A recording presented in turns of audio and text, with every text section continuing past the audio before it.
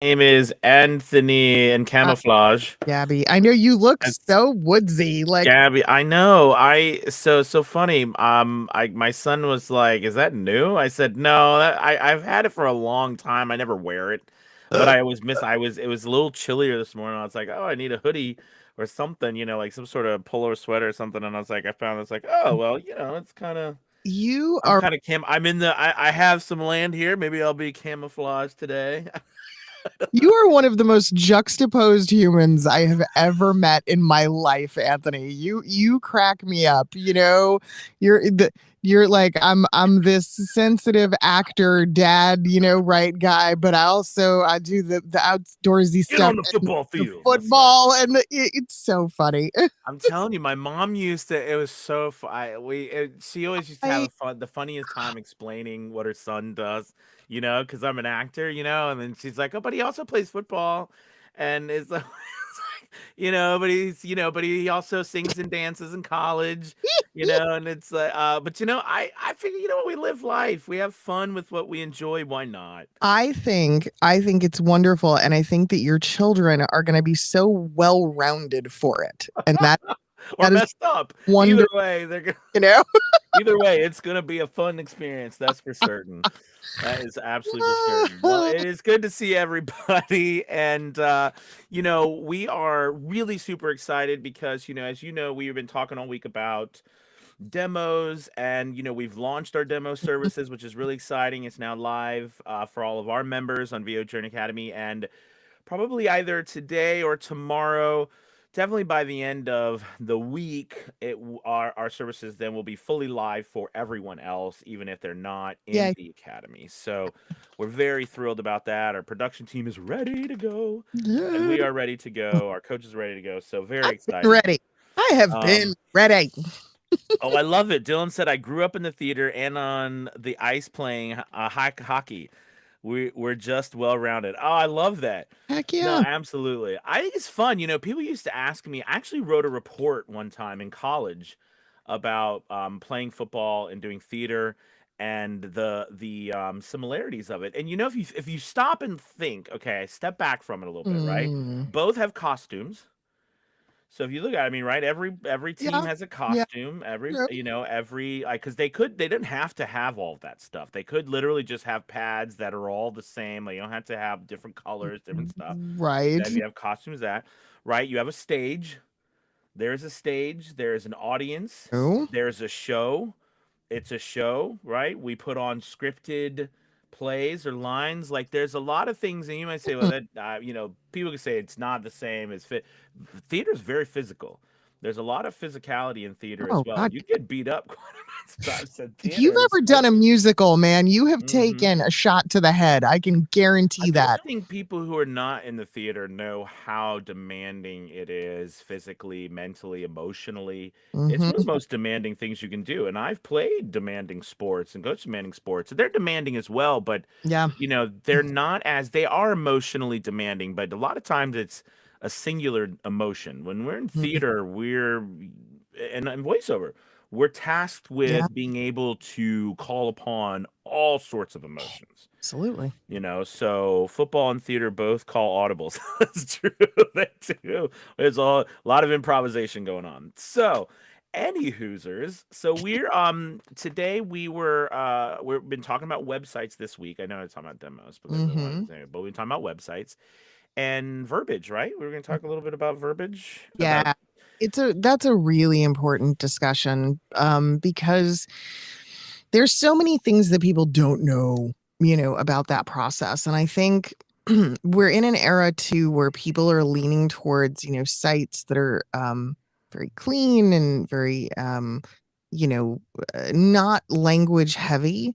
But as you know, there's an irony to that, right? Because if you're if you're leaning more towards that clean minimalist layout, and you're not saying the right things, then your site can suffer because it's harder to be found, right? Because text is ultimately what is crawled and what is being searched by search engine bots and by the web at large.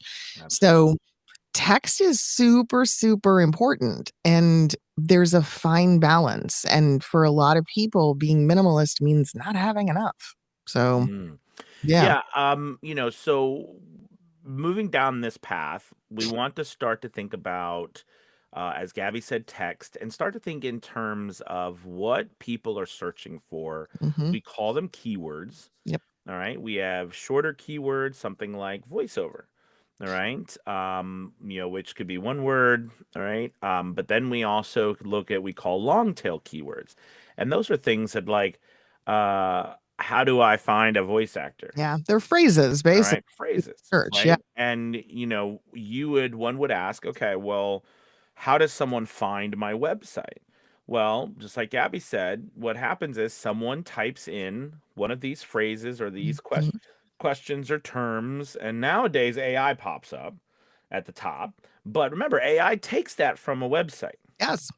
Okay, so how does it get that? Well, it scrapes all the websites and it determines upon a variety of factors, right? We call this SEO or search engine optimization, which is SEO is search engine optimization, but it's also simultaneously become the word we use to say is your website findable, is it being found, like how well is it found on the internet, right? Like Hmm. that's SEO.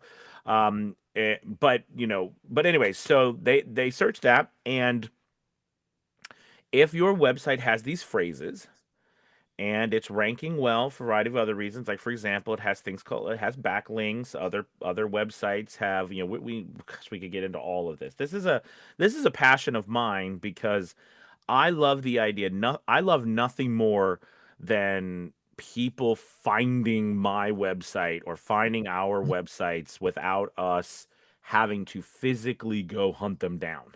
Yeah.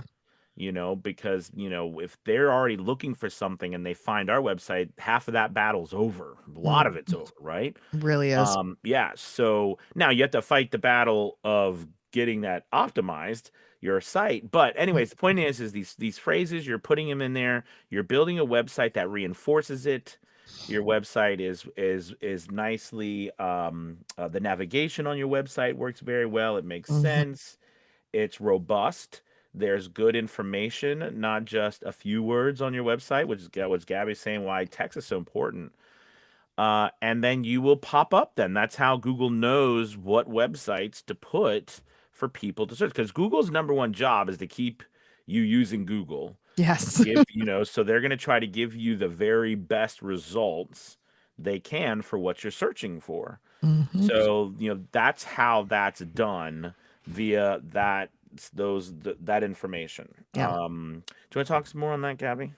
Well, I mean, it's all in the interest of supporting the various browsers, right? And I mean, while Google is certainly the front runner and Chrome is the most popular, there's others. We have to consider how things affect Microsoft and how they affect Safari and how they affect, right, all of these different sources that are out there trying to find us. And it can be a different experience depending on which browser it is. And that's wild.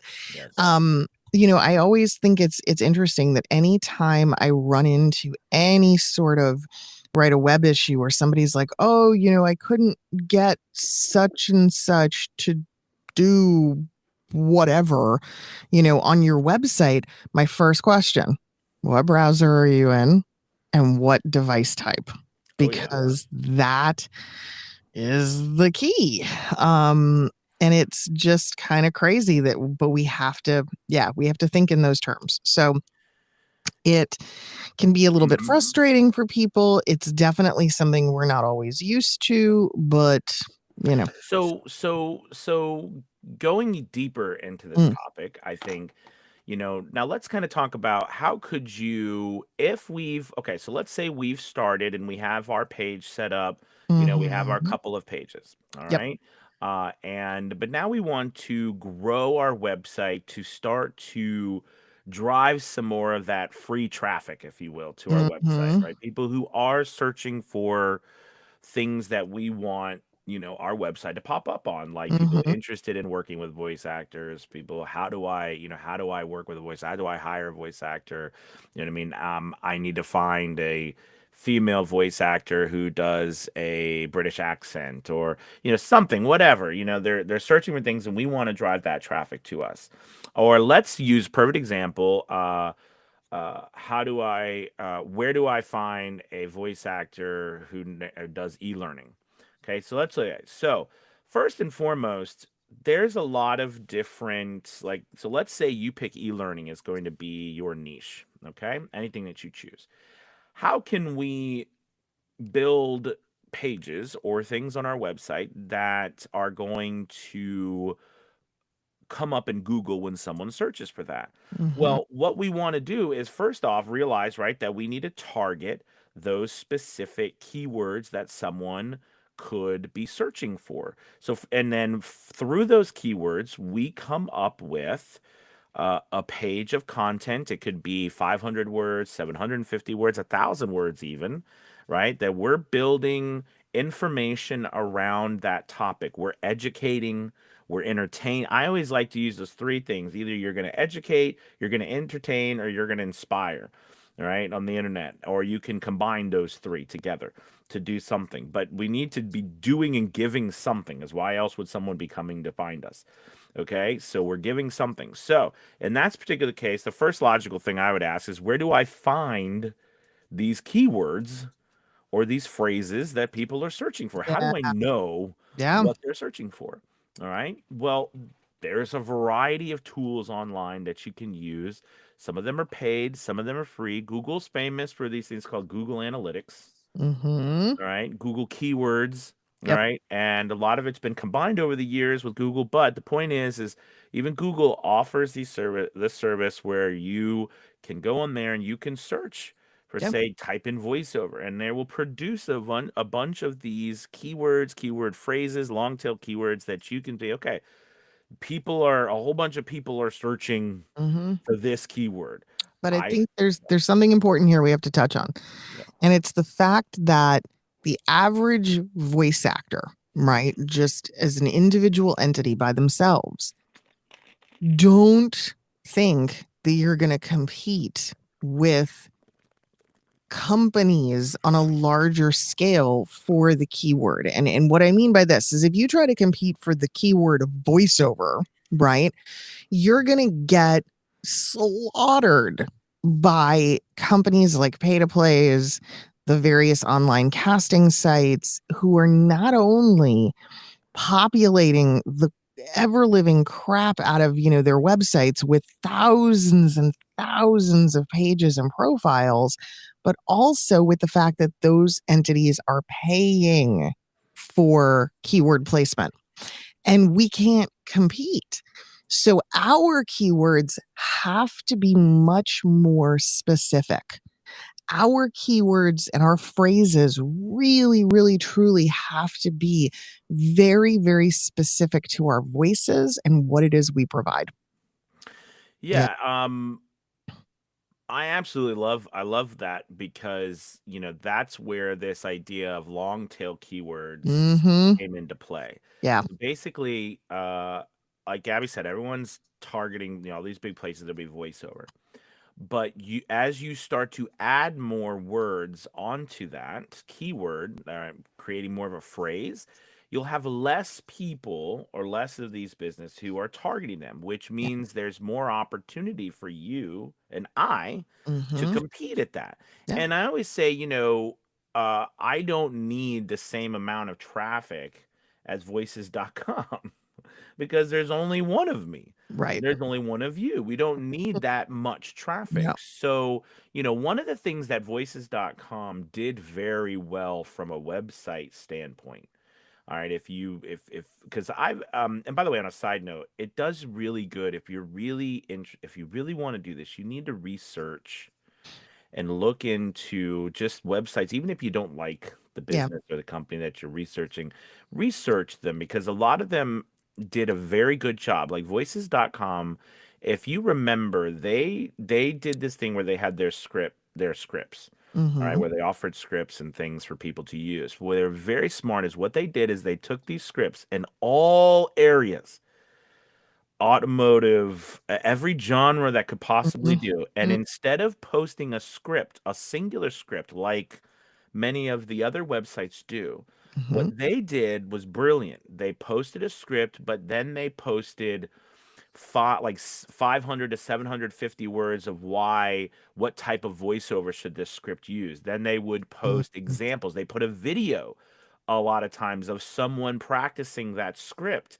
They built out these pages and then they cross-linked them with all of these other pages on their site, Mhm. and voices.com became the number one voiceover site for so long because of their SEO, because they were ranking so high for so many keywords. Yep. And now were they still paying for ads? Of course, but they were just ranking like crazy for everything under the sun because of that very thing. And they just had endless amounts of web pages on that very on just like that. And but that is what happens, right, when a tech company gets involved in an industry that notoriously prior to that was very unsavvy with technology. And that's exactly what happened. Hmm. Yep. Yeah, I think so Jason said, what about putting a blog on the website? So yeah, so Mhm. I think that, because we're talking about this now, it's a good time to mention a blog. I think blogs are fantastic. They really do drive a lot of traffic.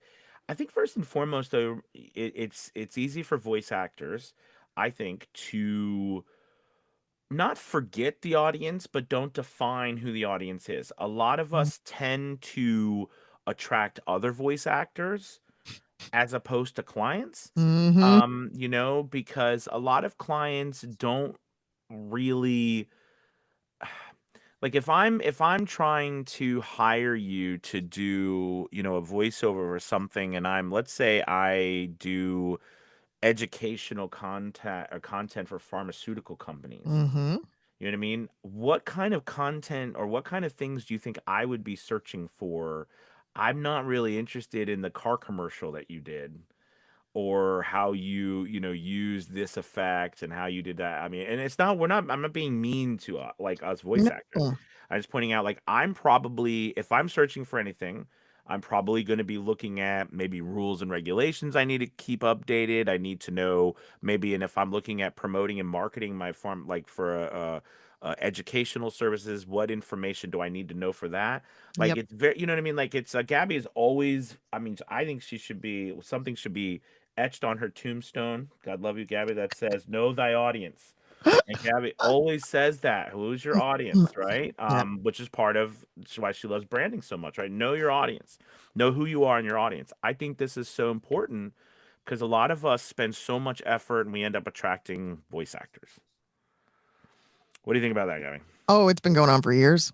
Years and years and years. I remember at least a decade ago, being a speaker at different, voiceover conferences, and I remember standing up and saying to this huge room, I was like, I think, we're all spectacular in our own right, but stop being the voice actor that markets to other voice actors. And you could have heard a pin drop.